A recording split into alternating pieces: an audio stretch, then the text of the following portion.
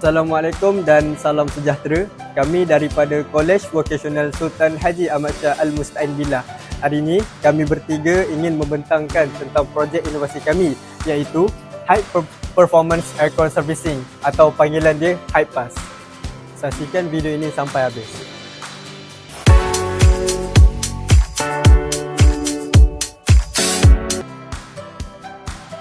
Korang, cikgu suruh servis aircon dah, macam mana ni? Boleh je, tapi kita kena sediakan barang-barang je lah. Aduh, aku malah betul lah. Dah leceh nak buat, banyak barang lagi nak kena ni. Sediakan apa semua. Masa lama pula tu nak kena buat ni, servis aircon.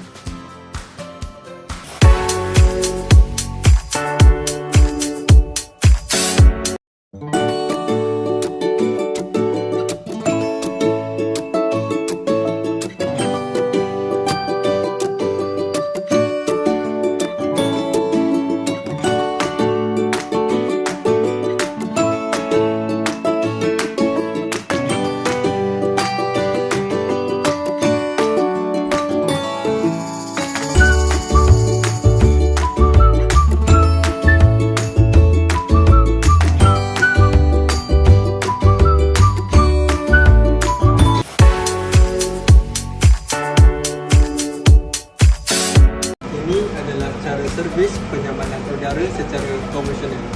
Yang pertama sekali, pasang hos pada pump.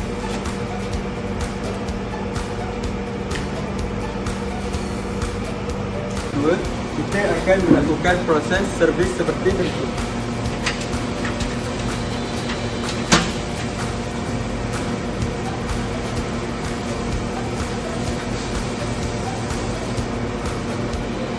Daripada lakonan kami bertiga tadi, kami telah mengenal pasti masalah apabila juruteknik penyamanan udara berasa beban untuk melakukan servis penyamanan udara kerana menggunakan peralatan dan bahan yang banyak.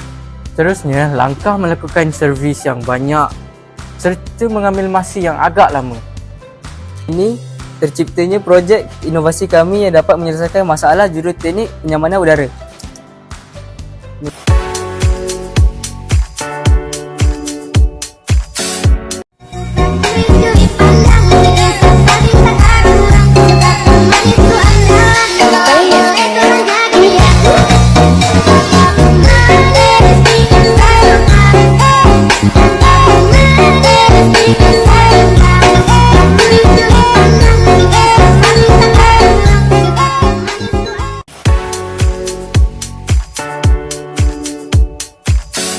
Kami akan melakukan demo projek inovasi kami.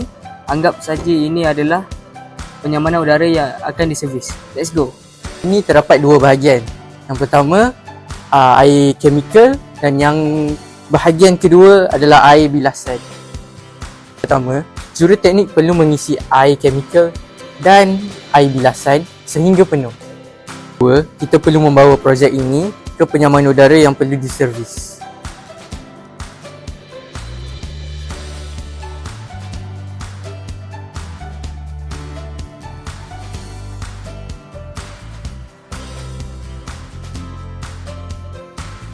Langkah ketiga, juruteknik hanya perlu menghidupkan projek ini.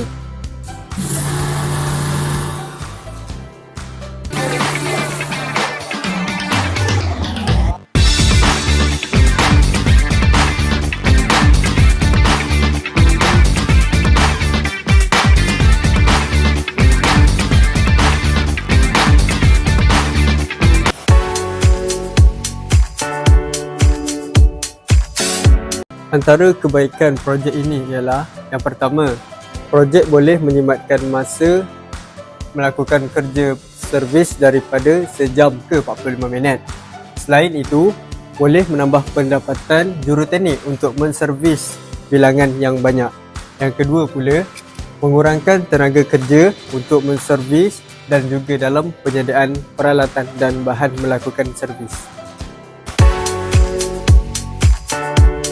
Kesimpulannya, projek ini dapat memberi manfaat kepada pengguna dan juruteknik dalam melakukan kerja servis yang akan menjamin prestasi penyamanan udara yang baik. Dan ini adalah projek kami, HiPAS.